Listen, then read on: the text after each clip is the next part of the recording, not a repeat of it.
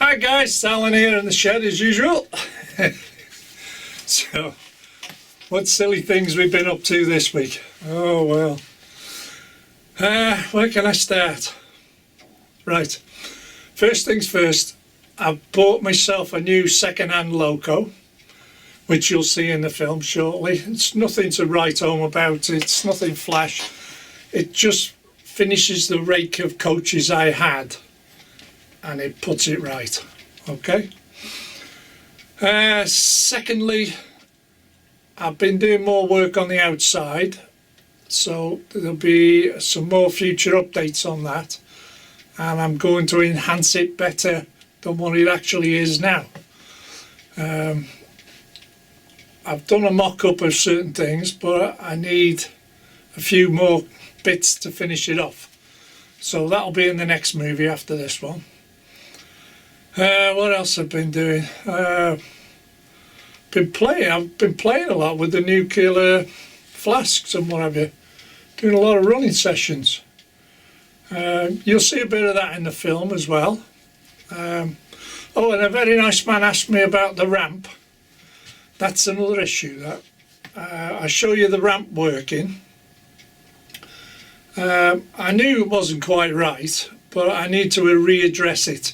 It goes up steadily and then it just sharpens up a little bit, and this is why you'll see the engine's wheels spinning.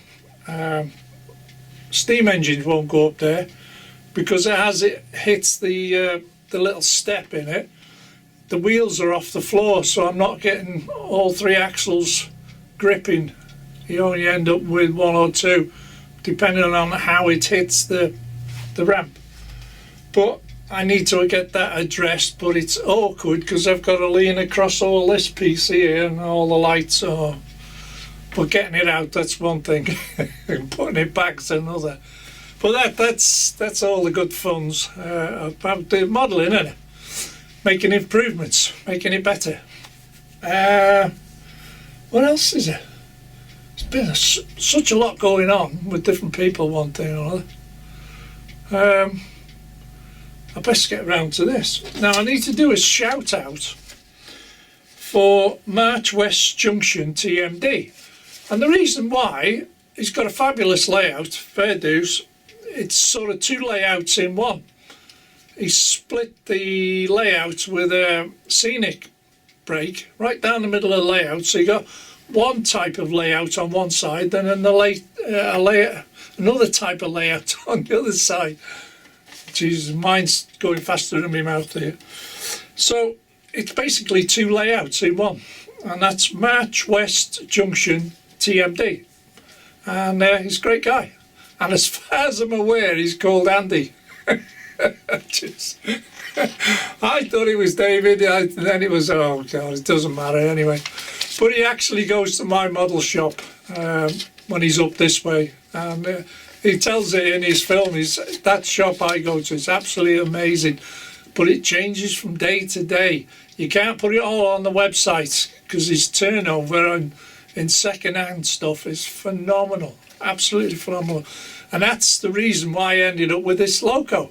I just happened to pop in for something. I only went in for a bottle of oil. come out with a 80 quid loco. Unbelievable. That's the type of shop it is. Because if you don't buy it there and then, it's not going to be there tomorrow, you know. Because that's how me Pullmans come about. But that's another story. So, the other big shout out I want you to go and see. I'd like you to help this guy out. He's only just started. He's only got 3 movies up. He's got a fabulous little layout. A lot of it's quite majority built.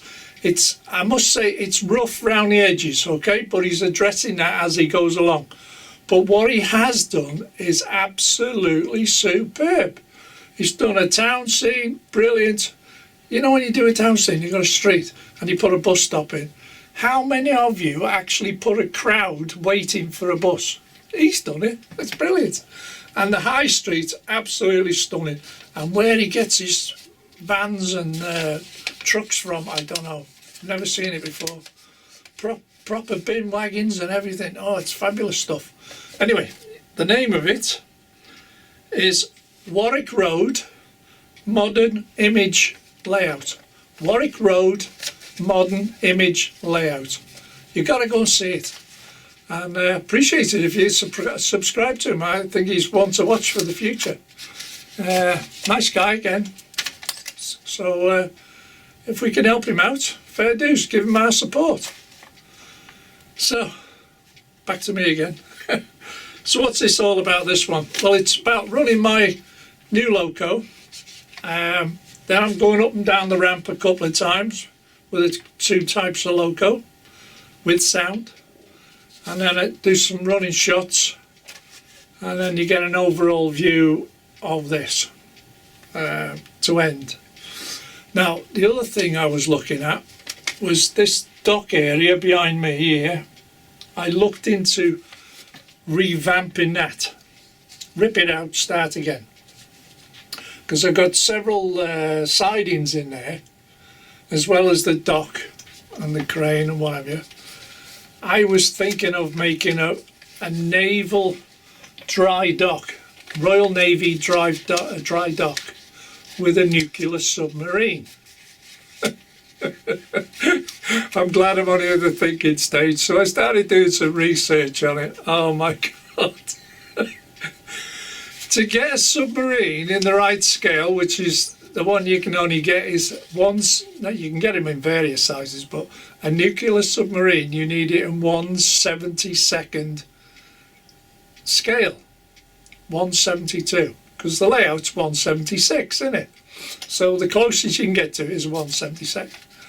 To get a nuclear submarine, do you know it's 3.5 feet long?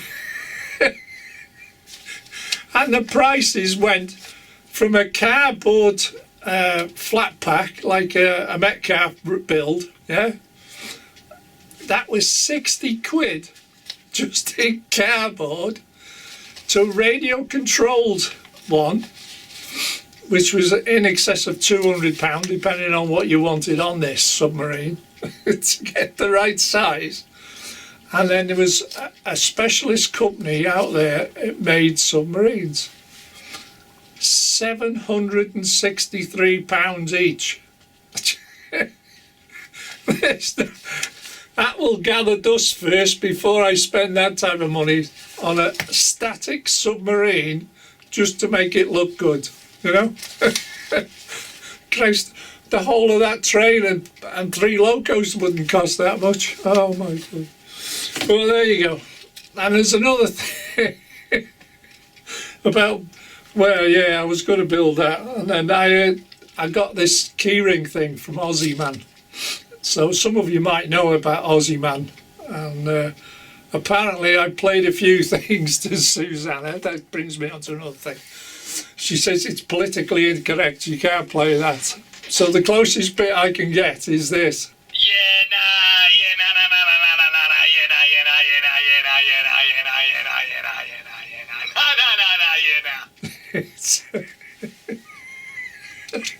If only I could show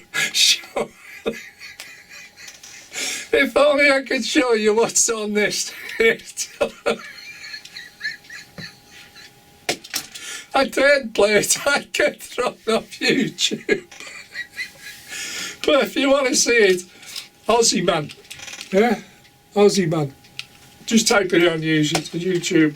I never stop laughing at the guy. Absolutely not. It's just like the rude guy, you know, and send up with Postman Pat. Well, last week they took out Bob the Builder. He's dead in the shed. Right through his hat. Bullet, gone. So who gets it this week? Oh, panic. Talk about panic. And I don't know how many of you oldies will remember. I'm sure the oldie people will remember. The youngsters won't know it, but Noddy gets taken out. It's worse than my murder story at the church. Rude guy, R-U-D-E. If you've got a sense of humour, you will love it. I'll tell you now. So on that note,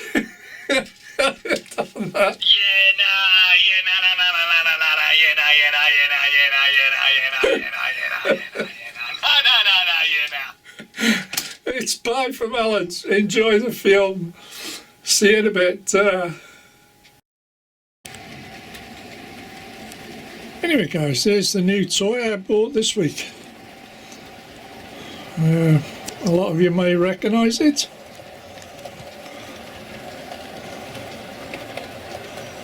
Just bring it into view.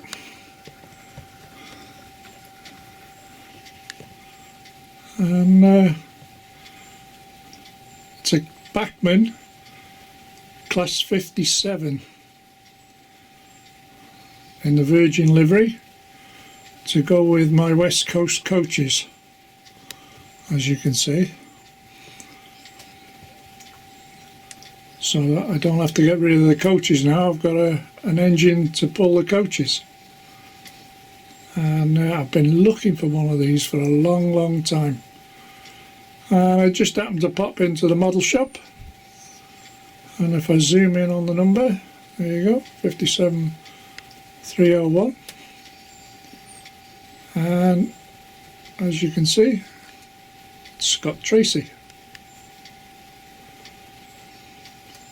and that sort of finishes off this rake of coaches. Now I've got the proper loco to pull it. Like I said, it's a Bachmann. It's all-wheel drive, but there's only pickups on 4 axles, not 6 axles. It's one of the old school type. But saying that, she runs lovely, and I'm completely happy with it. And she runs, yeah, that's speed step 1, that. Yep, that's speed step 1, yeah. If I can zoom in on that. There we go. It's done some work, but ain't they all? But it's been looked after, that's the main thing. And she runs lovely and quiet.